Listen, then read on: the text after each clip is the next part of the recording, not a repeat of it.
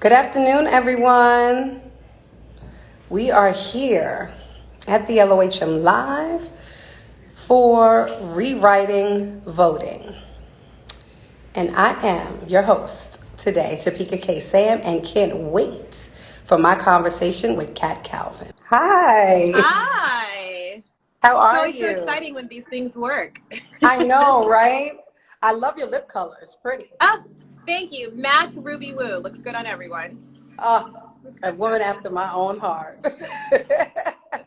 Well, thank you so much for joining. I'm Of so course. happy to have this conversation with you and all the incredible work that you have been doing around voting and registering people to vote and spreading the vote. Yeah, I'm going to just start by a short introduction of who you are to our listeners and viewers. So Kat Calvin is the founder and executive director of Spread the Vote and co-founder and CEO of the Project ID Action Fund.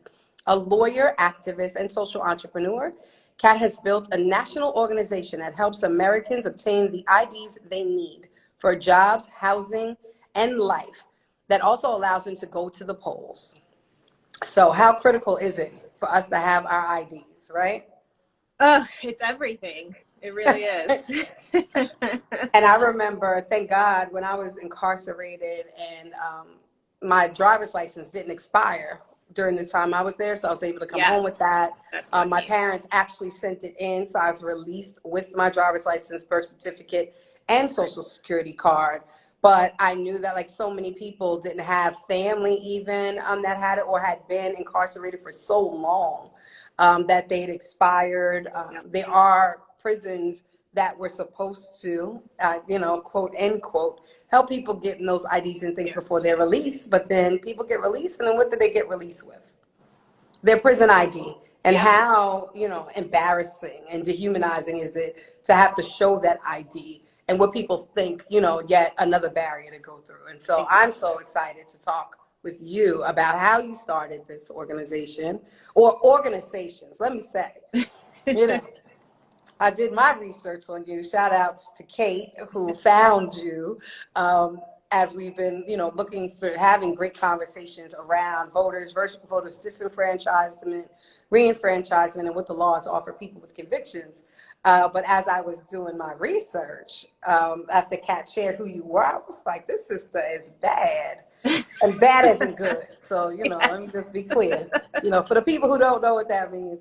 But tell us, how did you start the organization, or better yet, why? Sure. So I started Spread the Vote after the 2016 elections. I'd run some other nonprofits and I got very sick and I was like, oh, I'm retired. And that didn't last very long. It lasted a year. Then the elections happened and I was like, all right, well, I'm back, like it or not. Uh, and, Right. you know, we, as many people may know, had a Voting Rights Act. It was passed and signed in 1965. It protected the right to vote and expanded the franchise to all Americans. And then in 2013, the Supreme Court took a big chunk of the Voting Rights Act away.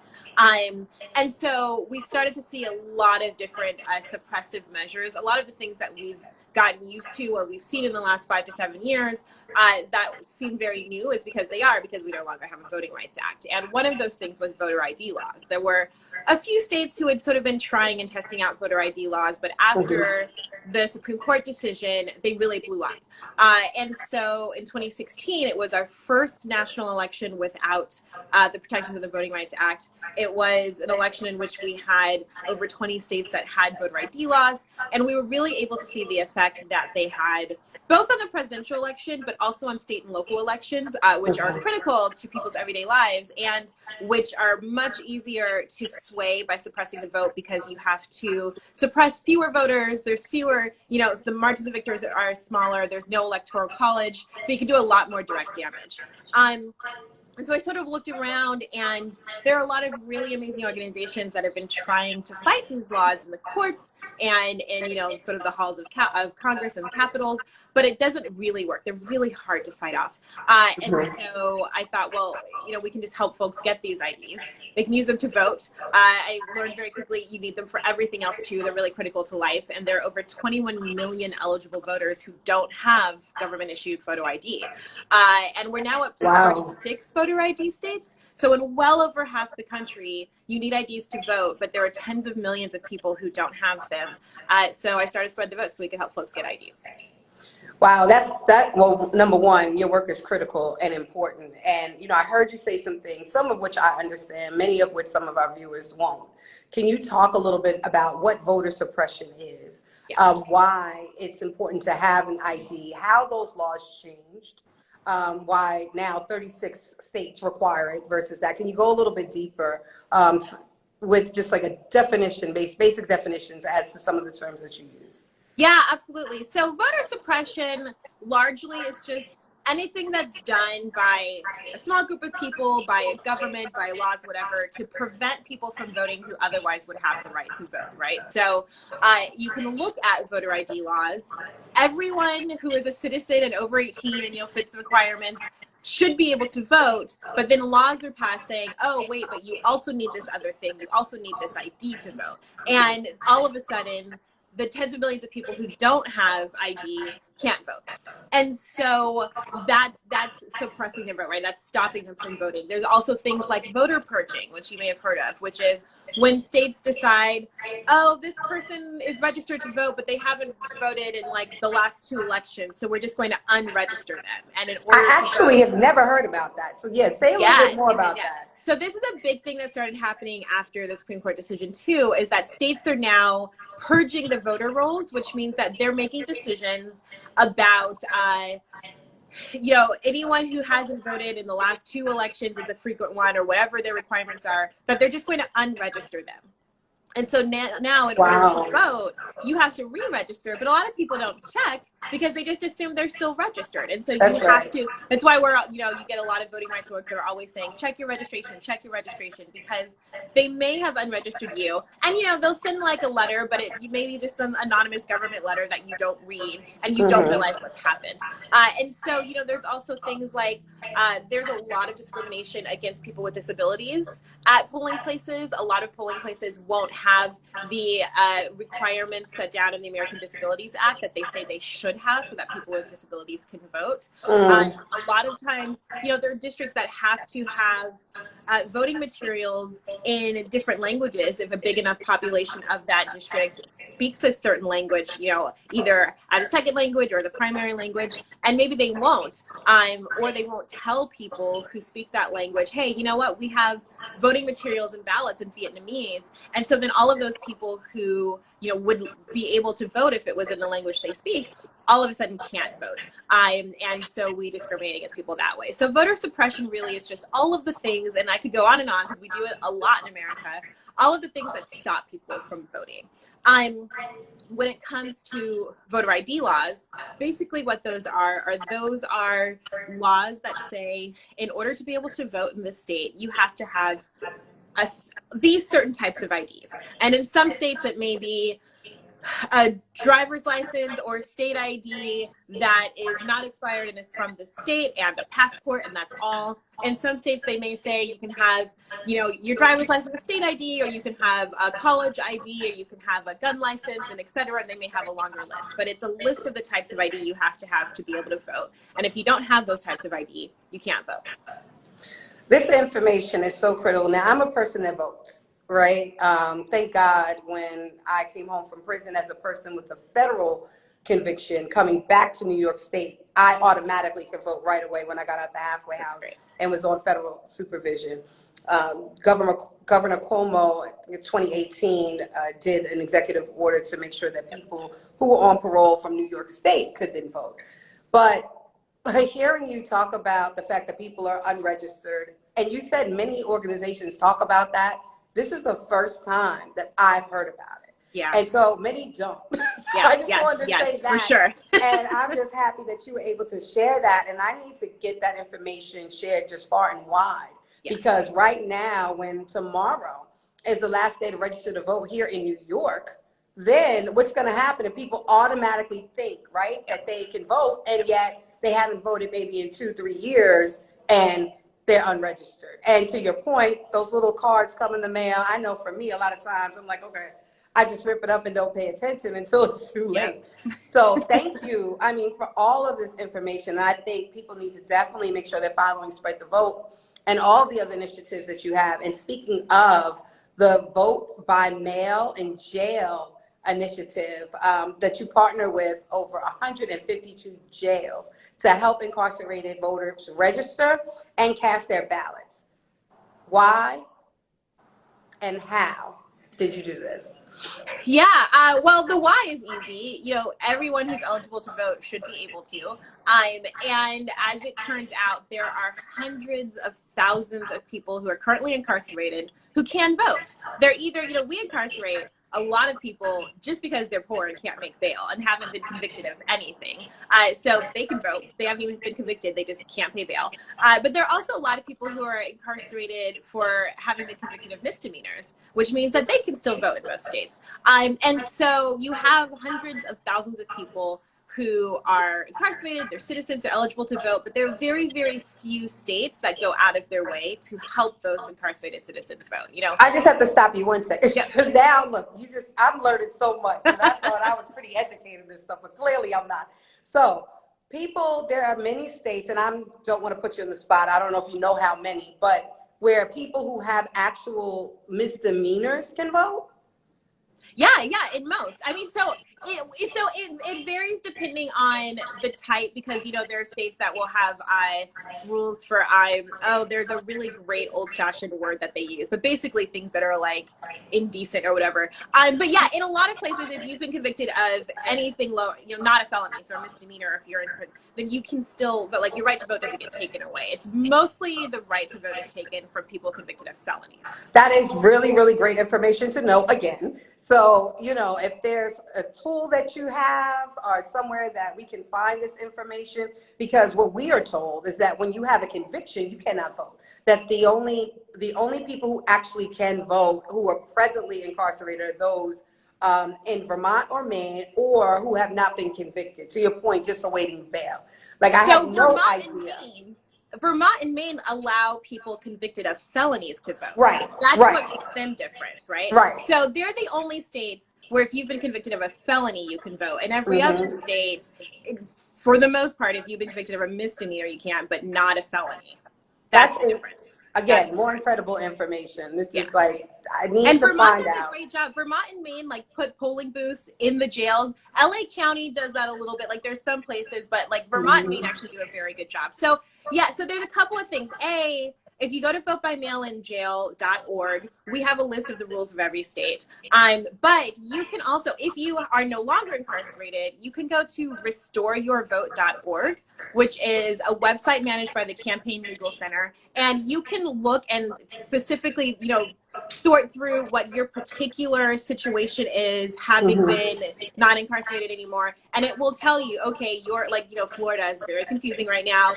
California, we just voted. I voted yesterday to get rid of cash bail and to allow formerly incarcerated folks to vote while they're still on parole, which is very exciting. So let's hope those go through. But it will tell you for each state, you can say, all right, I'm in Kentucky, I was convicted of a felony, I'm off papers, blah, blah, blah, and it will tell you exactly what the rule is and whether or not you can vote in your state. That's Restore Your Vote. Restoreyourvote.org, yeah. Okay. Because for folks who are no longer incarcerated, depending on the state, in some states you can vote while you're still on parole or probation, and some you can't, right? Like in Florida, you have to pay your fines and fees. And so the rules are different in every state. Restoreyourvote.org will tell you exactly what the rule is for your situation. Critical information. Oh my gosh. Like, you're incredible. Thank you so much for the work that you do, for educating us all in this way, because there's no way that I would have known, you know, and now I can be more educated to share this information. And so you're in over 152 jails around the country. And so what do? And how has that been impacted by COVID now?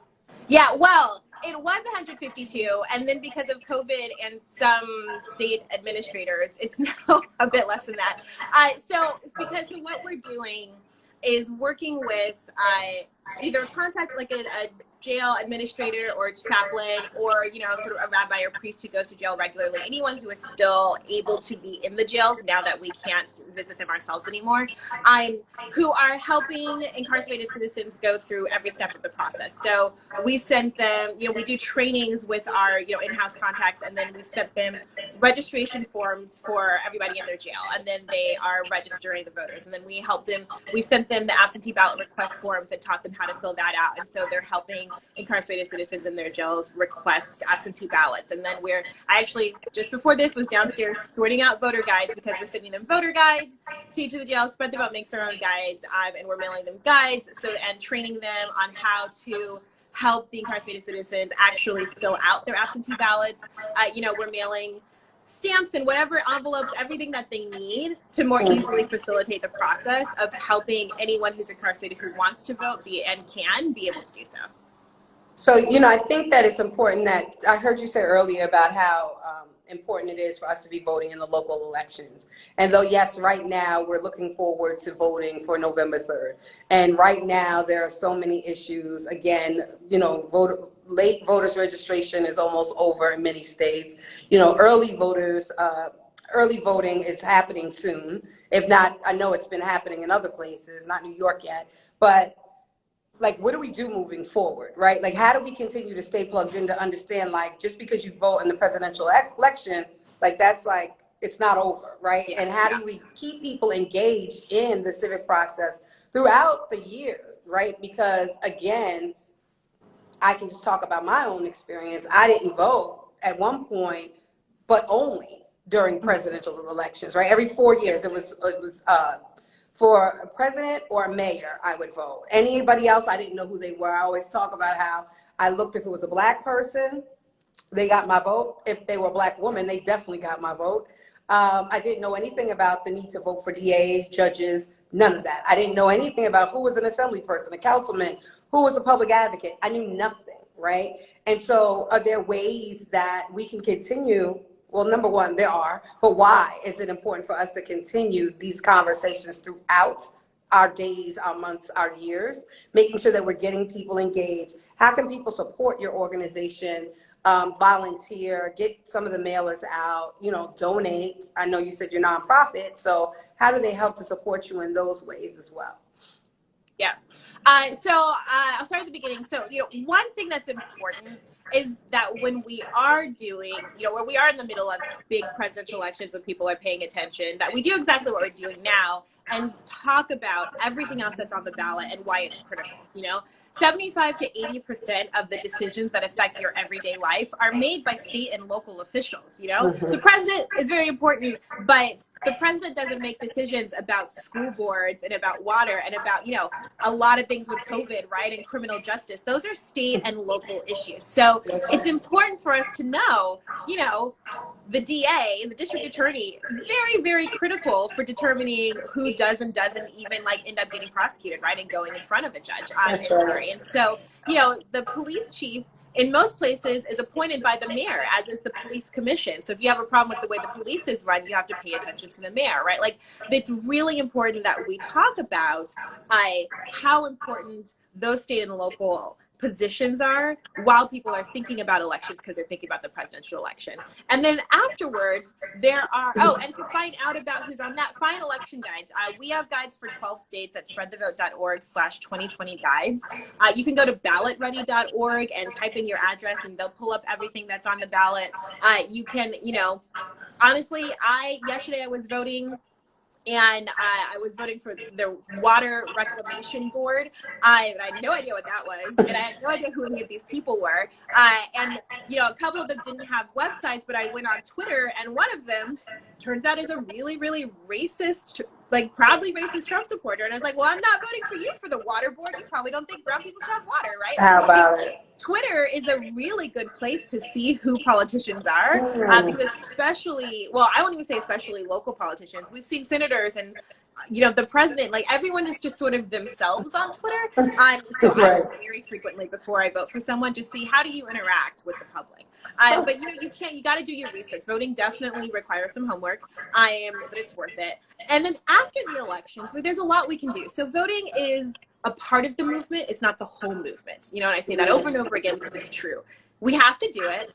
We're representative democracy. If we care at all about who's making decisions, we have to vote. But then in between that, we have to march and we have to go to school board meetings and city council meetings, and we have to call and write our members of Congress and tell them either you did something I don't like, or this is what I want you to do, or if they do something good, send them a congratulations. They don't get a lot of nice messages, but you still have to keep pushing. It's also a really great time to look around and think, I didn't like voting for anyone on city council, but I know someone who I think would be an amazing city council member. And maybe it's someone you know very well, maybe it's you, maybe it's someone you've seen lead in the community. It's a really good time to recruit people and say, hey, I think you should run for office. I'm going to be there on your team and I'll help you raise money and I'll help you, gather friends. Local elections are pretty inexpensive to run. It's just a matter of knocking on a lot of doors, right? And going to a lot of events. It's something that anybody can do. And it's a really good time to start thinking about how you want to shape the next election, right? If there weren't enough Black women on the ballot, or there weren't enough returning citizens, or there weren't enough people who, speak more than one language, or whatever your thing is, then recruit that person or be that person, so that the next time that you're voting on a ballot, it's full of people you really want to vote for. That's right. And I want to ask you another question around the democracy, right? So I've been having this conversation this whole week around, our red and blue states, and what I hear from other people and brown people who are formerly incarcerated specifically, who are like, I'm not voting, my vote doesn't matter because I vote and I still have all these barriers that I have to face, right? But then they're like, all right, well, we're in New York. New York is a blue state. So whether I vote or not, they're like, well, I'm not going to vote because we already know who's going to get the win for the state because it's a blue state. Why is it still critical? Like, I haven't necessarily gotten, I guess, a straight or, I haven't really gotten an answer on the why. I have my own reason as to the why. But why, in your opinion, is it still important that you vote despite blue state, red state, how many electoral college votes are in that state versus not? Why is it important to vote even if you feel like your vote doesn't matter? Yeah. Well, because it does. The blue state, red state electoral college, that's only the president. That's one vote on a ballot that's going to have a lot of different positions. And so, sure, maybe your state, I live in California. I voted yesterday. Which way it's going to go for president in most states, right? But I also had to vote for, judges and for my House of Representatives rep, Maxine Waters. I love voting for her, right? And for my state legislative rep, and for different ballot measures like getting to vote to end cash bail, right? There are a lot of things on your ballot that matter. And I have to say, there's also differences within parties, right? So New York is a great example because New York has AOC representing the Bronx, right? Mm-hmm. Is for 387 years. He was a very sort of old school conservative. Kat, can you go back? Because yes. You froze for a moment. Okay, so you said you're talking about AOC and she represents the Bronx. Okay. AOC represents the Bronx. When she ran for office, she ran against another Democrat. He was a Democrat who had been in office for 387 years, right? He represented the same people in the same way. He wasn't really paying attention to a whole swath of the population. And so AOC went out and she ran on a different platform. So even if everybody who's running in your race is the same party, they don't have the same positions, right? We have the same values. That was my district, by the way. That was my district. There you go. See, yeah. We have very good reps. So you'll have Democrats who, last night in the debate, there was a whole thing about how Joe Biden doesn't ban fracking. Well, a lot of Democrats think you should ban fracking, right? And so all Democrats aren't the same, all Republicans aren't the same, all Green Party members aren't the same. So whether your state is blue, in New York's a perfect example. New York has something called Blue Dog Democrats, right? Which are very different from very progressive Democrats. And so your values are going to be represented in some way by someone. And if you just think all Democrats are the same, then you may end up being represented by people who who don't think the Green New Deal is a great idea, and maybe you do, or whatever else. So it's about so much more than just the president, and it's about so much more than believing that all of these people are the same, because they're not. Wow, thank you. That was the most robust response that I've gotten to that question, so that's helpful. And I see some of the same people coming on to these conversations, so for me, it's like they're looking for new answers, new information, so thank you for that. And I think just lastly, I would ask, do you have any tips, right, for people looking to cast their ballot at this election specifically?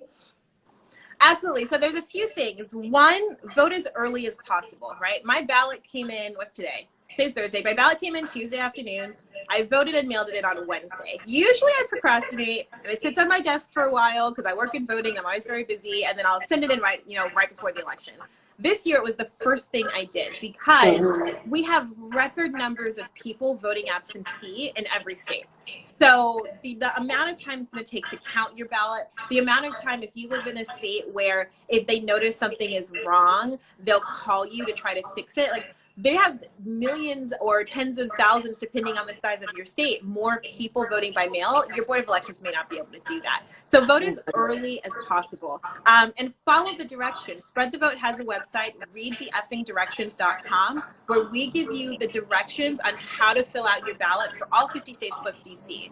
Over 500,000 ballots were thrown out during the primaries, mostly because people didn't follow the directions. And we know that there are going to be millions that are thrown out this November. So read the directions. You can go to our website.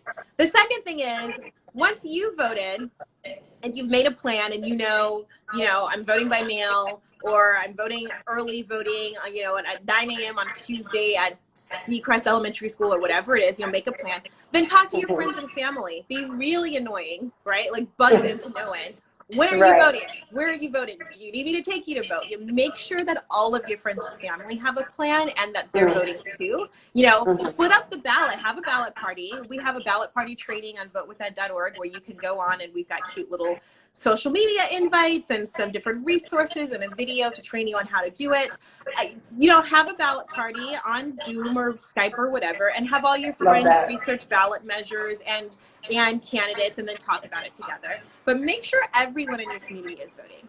And then the third thing, and this is really important, most years we know who won the presidential election and all the state and local elections when election night is over, right? We're not going to know for probably weeks this year. It takes a really long time to count absentee ballots. I live in California, where 72% of people vote by mail every year. Sometimes we go months without knowing who won something, because there's so many people, it takes so long to count. It's going to take a really long time, and there's going to be a lot of chaos, right? Starting on November 4th, there's just going to be nothing but chaos and crazy media and politicians saying ridiculous things. It's really important to just sit back and wait. Just know that every ballot's being counted, that it takes a really long time, that is a good thing, because it means every ballot is being counted. It's going to take longer for us to know this year, and that's okay. So sit down, watch every episode of Girlfriends on Netflix, learn to play the ukulele, do something, but you just are going to have to be patient and chill out and ignore all the noise, because there will be noise, but the system is working the way it's supposed to work. Well, Kat Calvin, all things voting. So before you go, yes, because you said a lot of websites, a lot of resources, I need you to say them again, yes, so everybody can make sure they get their pen and paper, get their phone, get whatever they need so they can write this down and share these resources far and wide. Floor's yours. Yes, well, so first of all, our website is spreadthevote.org. You can go on there. We have voter guides. If you need an ID, we've got a little button that says need an ID. We can help you with that. Our email is there if you have questions. You can volunteer, and you can donate, all from our website. So spreadthevote.org. If you are voting by mail, go to readtheeffingdirections.com and get all of the instructions that you need on how to vote by mail accurately for your state. And then if you're researching your ballot, I really recommend going to ballotready.org, which is a really good tool. It's the one that I usually use to help figure out what's on your ballot and understand it a little better. So read the effing, because I just want to make sure that I heard that right. Read the effing Effing, F-I-N-G. Read the effing directions.com. Okay, see, I would have thought it was EFF. So F-I-N-G. Read the F. Okay, so everybody has that. Well, thank you again so much for educating us all. The work that you do, it is so, so important. It is inspiring. It is going to change the way that we are being able to survive in our communities, and the importance of voting, why we have to do it, and also the work that you're doing to make sure that people are registered. Oh, that's the other. There was one other website, RestoreYourVote.org. Yes, that's Yes. a great one. If you are an incarcerated citizen and you want to know if you can vote, go to RestoreYourVote.org. Well, you have it, everyone. The only resource, in my opinion, that everyone needs to find out all things voting for every single person. Thank you for your selflessness in all of your work. I thank you. God bless you. And thank you for voting early. I'm going to make sure that I get mine in next week. Yes. So thank you so much for having me. Absolutely. Talk soon.